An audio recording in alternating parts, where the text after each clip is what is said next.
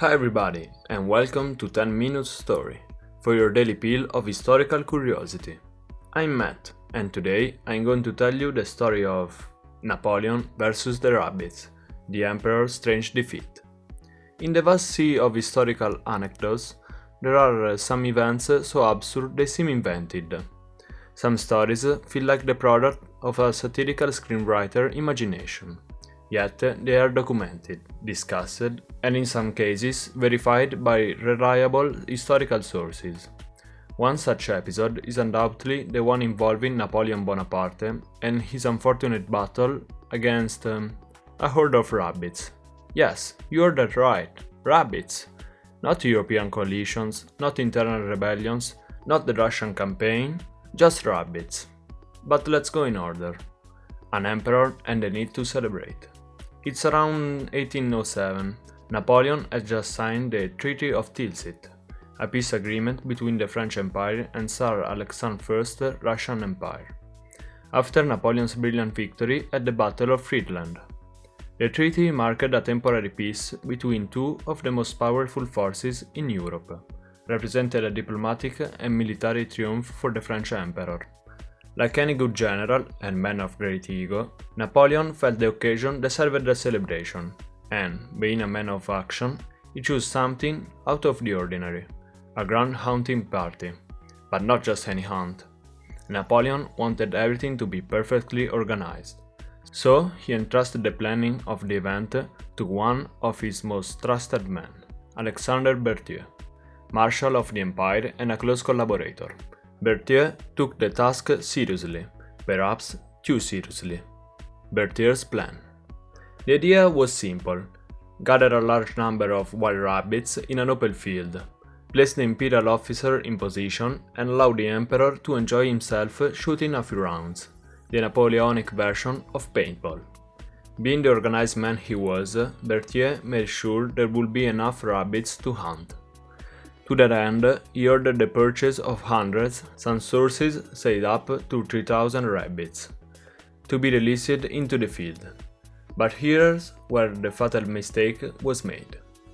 Out of convenience, or maybe hunting inexperience, Berthier didn't buy the wild rabbits, but rather domesticated rabbits, animals used to human presence, raised in captivity, and certainly not prone to fleeing in panic at the sight of armed men.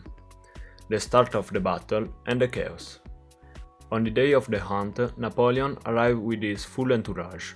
The sun was high, the air crisp, and everything was ready for a day of countryside celebration. The cages were opened, and the rabbits were released into the field. At this point, it was expected that the animals would bolt in terror, hiding in bushes, hopping around while Napoleon and his officers fired some heroic shots for amusement. But the rabbits didn't run. In fact, the rabbits began to approach. At first, it seemed amusing. Someone laughed. "Look, they are coming toward us." Perhaps they thought the animals were confused, maybe drawn by curiosity or food. But soon, surprise turned into alarm.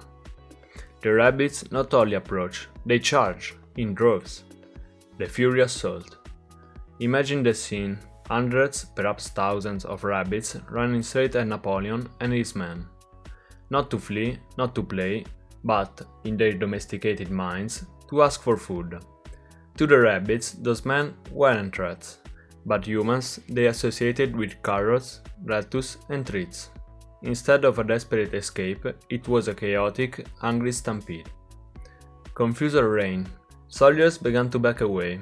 Some fled screaming, others tried to fight the rabbits off with sticks, swords, even by firing into the air. Horses panicked. Napoleon himself was surrounded and had to retreat towards his imperial carriage. In a panic, Berthier ordered the staff to stop the horde, but it was too late. Rabbits were everywhere, under the ladies' dresses, between soldiers' legs, inside the carriage, even clinging to clothing. They seemed to multiply like, well, rabbits. Napoleon, the man who bent half of Europe to his will, who defeated coalition, toppled kingdoms, reformed civil codes, and built an empire, was forced to retreat from a fiery army. He was helped back into his carriage, and it's said, perhaps legend, perhaps fact, that even as he tried to flee, some rabbits jumped into his lap, looking for food or shelter.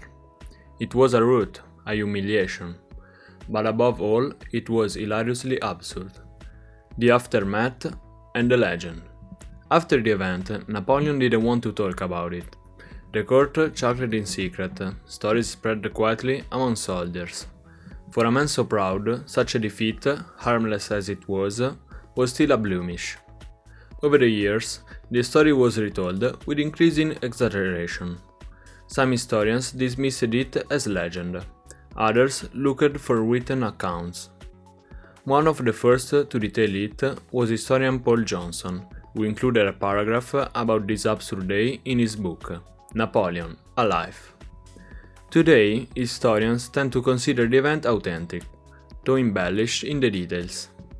The numbers vary, some say 500 rabbits, others 3,000, but the core remains. Napoleon organized a hunt and was overwhelmed, not by wild game, but by his poor choice of rabbits. The lesson behind the laughter. What can we learn from this story? Is it just a joke, a funny moment in the life of a man who changed Europe? In part, yes, but there is also a subtle moral. Napoleon was a military genius, but even he wasn't immune to simple blunders. This episode reminds us that no matter how great you are, pride can still be humbled, sometimes by a pack of hungry rabbits. It's the kind of story told in military academies to say, always double check what you are about to hunt. It's simply a fantastic tale to tell at dinner to impress friends. Final curiosities. Berthier, the unfortunate organizer of the event, was not officially punished, but likely endured teasing for weeks. Some say Napoleon privately started calling him the Rabbit Marshal. Domesticated rabbits do tend to approach humans when looking for food. It's a behavior well documented even today in shelters and farms. The legends has inspired stories, comedy sketches, and even parody scenes in films and cartoons. In an episode of Animaniacs, for example, there is a perfect parody of the event. Conclusion. The rabbit episode won't change history with a capital H.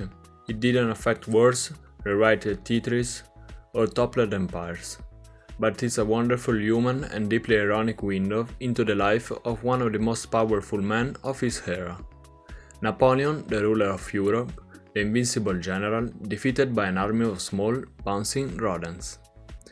Perhaps there is no better moral to remind us that sometimes even the great fall, and what trips them up isn't always an army, but just a rabbit.